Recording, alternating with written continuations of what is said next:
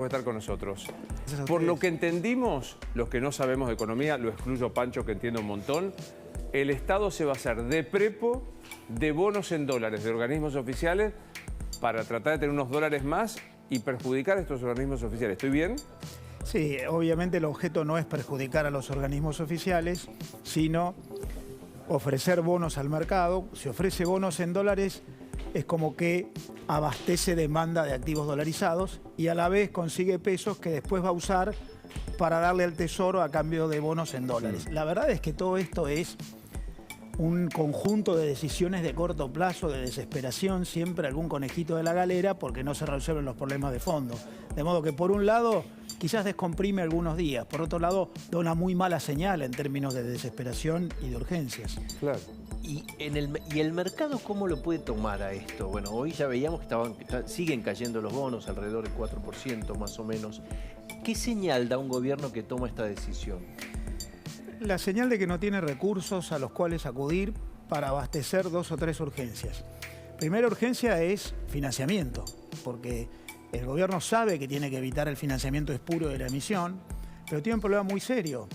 Le baja la recaudación en términos reales por la recesión, por ejemplo, por la caída de las exportaciones. Los gastos se mantienen o bajan mucho menos, de modo que se incrementa el déficit en pesos. Probablemente en un año electoral el gasto público va a aumentar todavía. Por otro lado, tiene urgencias en términos de compromisos internacionales, algunos estándares que cumplir en el acuerdo con el fondo. Y por otro lado, una muy mala expectativa. La sensación que hay en el mercado es, primero, los números no están bajo control. Segundo, faltan dólares. Tercero, todos los años electorales son años en los cuales la gente, el ahorrista, el inversor, desarrolla comportamientos cortoplacistas, se dolariza por las dudas. Y eso va a ocurrir también acá, en un año con escasez de dólares comerciales. Vamos a tener casi 20.000 millones de dólares menos de exportaciones por la sequía. Eso es algo de lo que yo no tengo registro. Por lo que importante, porque vos te dedicás al comercio exterior. Este escenario no ocurría desde que vos te acuerdes. En términos comparativos, yo creo que es el peor golpe en muchas décadas.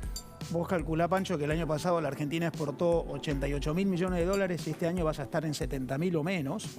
Y el año pasado no te alcanzaron los dólares con los 88.000 y este año vas a bajar a 70.000.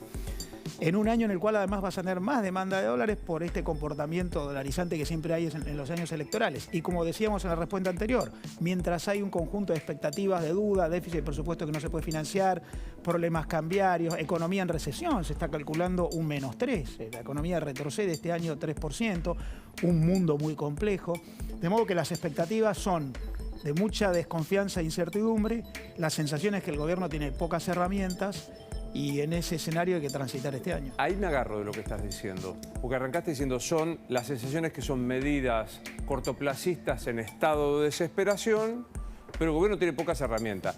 Estamos de acuerdo que lo que está haciendo es aguantar, o sea, está en el plan aguante, banquemos hasta diciembre. ¿Podría tomar otras medidas?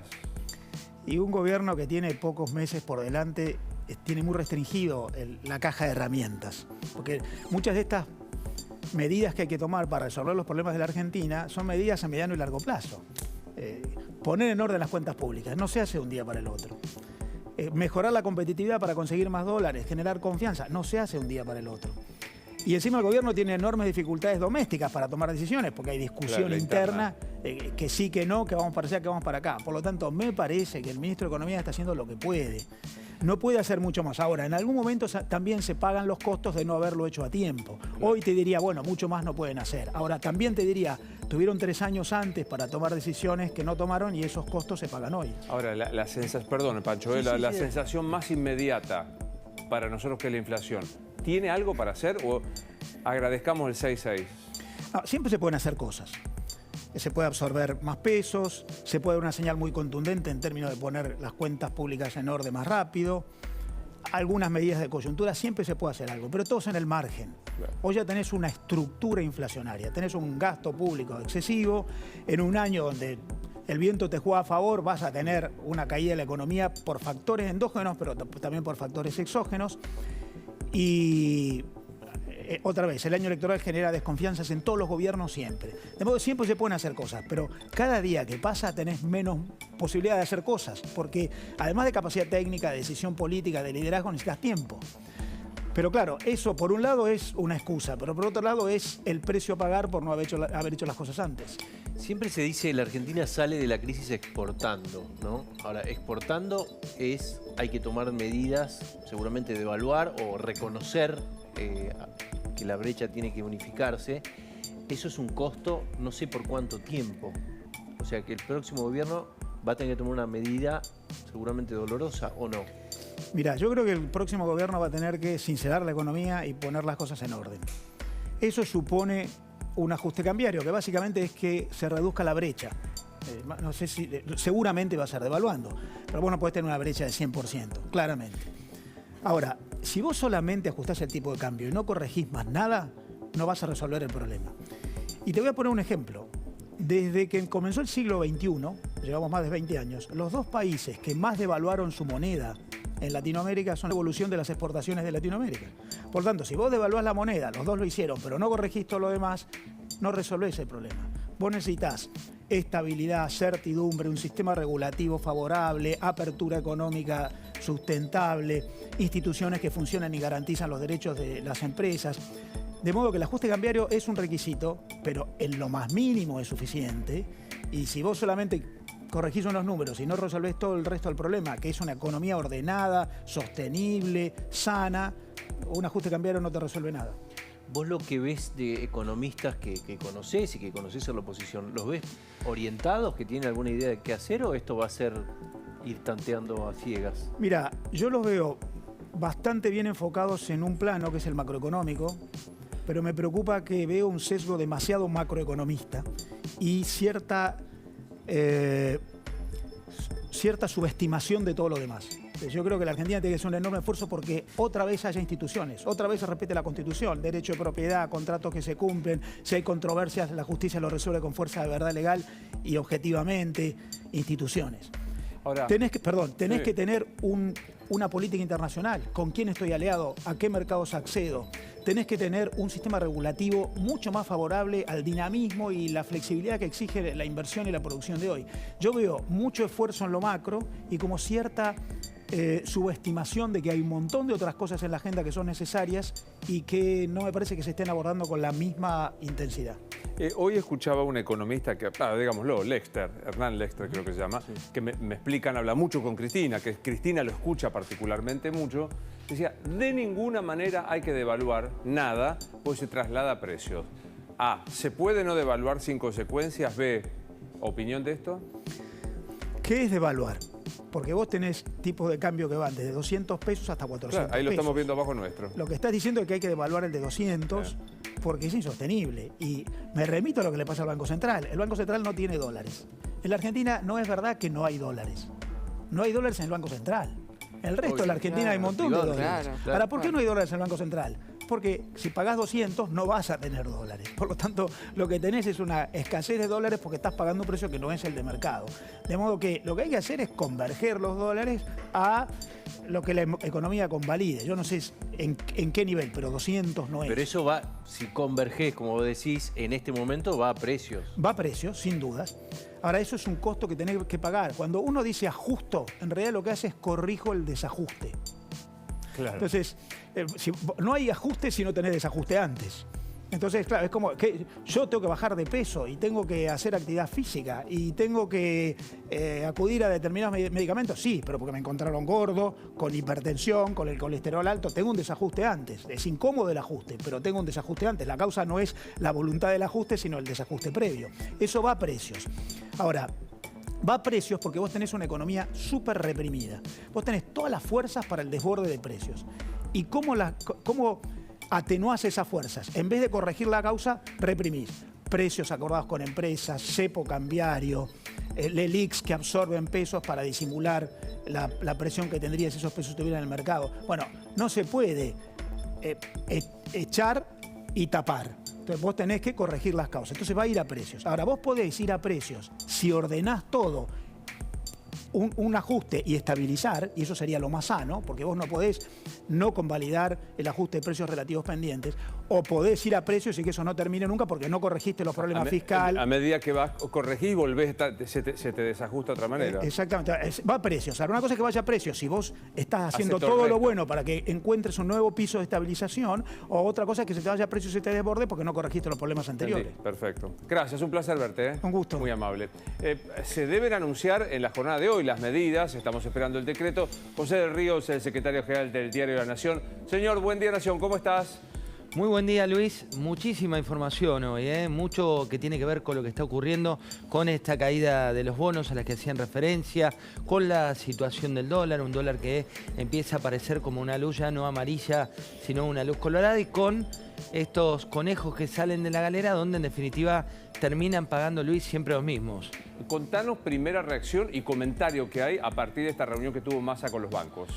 Mira, hay muchas cuestiones que están pasando a esta altura de la mañana. Por un lado, algo que tiene que ver con Malena Galmarini. Vos sabés que cuando Malena Galmarini sale a hablar, dio una entrevista, en este caso a Radio La Red, habló de su hijo Toto y demás, pero tiró una frase que no está en los títulos, pero sí en la profundidad de lo que pasó en esa entrevista, donde se refirió a la situación, a la incomodidad de Sergio Massa respecto de lo que denomina operaciones de casa de gobierno.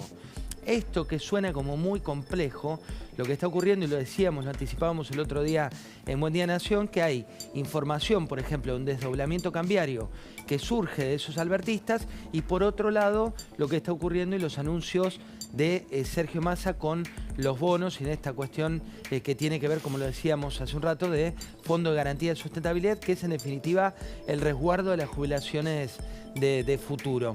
¿Qué es lo que está pasando a partir de esta reunión? Bueno, en la oposición están viendo de qué manera pueden judicializar el reclamo, de qué manera pueden impedir esto que se anunció como algo casi como un cuentito simple, pero que en definitiva es especificar los dólares futuros de los jubilados en un país que no tiene peso, digo, porque cuando vos mirás la moneda no es nada hoy. Y eso es lo que está pasando, que cuando en algo es muy hábil el kirchnerismo, cuando las medidas son técnicas, la opinión pública tarda en reaccionar, digo. Si a vos te tocan un depósito, si a vos te tocan un plazo fijo, eso es inmediato. Si se habla del dólar blue, es inmediato. En este caso, y es algo que hizo muy bien Cristina durante toda su gestión, maquiavélicamente muy bien, no se entiende la medida tan fácil. Pero en castellano lo que te están haciendo es, si vos tenías aportes que estaban dolarizados, te los van a especificar. Y en un país en el cual el peso, todos, oficialismo y oposición, dicen que se va a devaluar. Con lo cual el impacto sobre ese ahorro hoy y a futuro es negativo. José, esto se difundiría a la tarde, tiene que salir en el boletín oficial, no sé si mañana, decíamos con Luis, podría ser a la tarde también. ¿Se sabe algo de eso? Mira, hoy lo que está pasando, Fran, es que en la medida que se difunden estas noticias, que recordemos surgen desde el propio Ministerio de Economía, digo, cuando surge un trascendido global en todos lados, no es algo que un medio, otro, tienen como una percepción, es algo que ya entra en la categoría de información. Pero ¿qué pasa?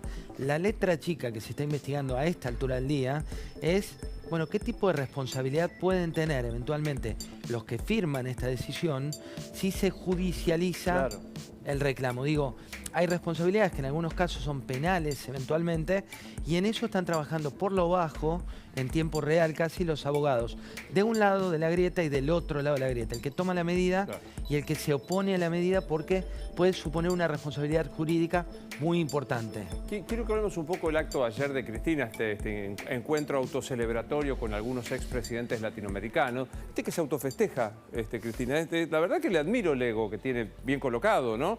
Pero digo, antes de hablar un poco de esto, me parece, percibo que el nivel de preocupación por la inflación, por estos manotazos de especificar los ahorros de los jubilados, entre otros y demás, está haciendo como escalar en los que toman decisiones el miedo, la preocupación. ¿Me equivoco? No, no te equivocás, y es peligroso, digo, porque habitualmente en años electorales, esto es, digo, de cualquier año electoral, de uno que juegue bien Cambiemos o que juegue bien el Frente de Todos, siempre hay volatilidad en el dólar, siempre hay más presión sobre el dólar. Pero habitualmente tenías, y esto ocurrió también ¿te acordás con las famosas PASO de Macri, donde se disparó el dólar y donde hubo un cepo por parte de la CUNSA? Digo, siempre tenías poder de fuego, como se llama en la jerga, por parte del Banco Central. La gran diferencia ahora, Luis, es que no hay poder de fuego, porque no hay ni poder ni fuego. Claro. Entonces, el apagar un incendio, como lo están apagando ahora, que es dolarizando y especificando, pero al revés, digo, complicando el de acá para beneficiar, en definitiva, una gestión de muy corto plazo, se queda sin dinamita como para ir apagando este tipo de cuestiones. Digo, es una situación bastante más crítica de la que se percibe, pero como son medidas técnicas, todavía la opinión pública no las toma con la criticidad que tienen y que realmente hay que ponerle una luz muy, pero muy grande. Bien, hablemos un poco de Cristina, que dijo más o menos lo mismo. Los FEAR me persiguen por los delitos económicos y hay un país que se puede hacer, como si en este momento no gobernara, que nosotros lo hicimos. ¿Qué hay ahí, José? Hay Cristina explícita, hay la no agenda de la agenda y en definitiva es cuanto más ves a Cristina, más entendés lo que pasa con Milei. Cuanto más ves hoy lo que está ocurriendo en Juntos, donde se pelean unos y otros, si Patricia, si Horacio, si Macri, más entendés a Milei, y no lo digo como un activo, lo digo como una luz de emergencia. La agenda de Cristina no le importa a nadie más que a Cristina, pero es cada vez más evidente. La agenda que está tratando de instalar ahora Kicillof sí importa, y ahí está un poco más astuto él, porque cuando habla de gendarmes, si le mandan los gendarmes, si no se los mandan o no, tiene que ver con la sensación hoy cuando mirás el top 3 de preocupaciones del conurbano bonaerense, donde él quiere competir, está primero la inflación y segundo la inseguridad. Pero por eso también todas estas peleas que estamos viendo de egos, lo único que hacen es inflar las encuestas de la tercera vía con todos los peligros que puede suponer, como es el caso de Milei. Digo, Cristina se vuelve a hablar a sí misma en un escenario en el cual los argentinos le están diciendo a los políticos, terminen de hablarse entre ustedes porque si no, ya no nos importa lo que digan. Claro. Me quedé pensando en lo que decías del malestar de Massa respecto de los asesores de Alberto Fernández y que lo haga trascender, ¿no? Eso evidentemente indica una actitud. ¿Estará preparando el terreno para algo? ¿Estará en realidad queriendo que directamente esos asesores de Alberto Fernández no se metan? ¿Qué estás viendo ahí? Lo quiere sacar de la cancha, digo, desde el día 1, vos sabés si podemos ponerle nombre y apellido, porque tiene que ver con lo que está ocurriendo ahí en el devenir del establishment y de la política.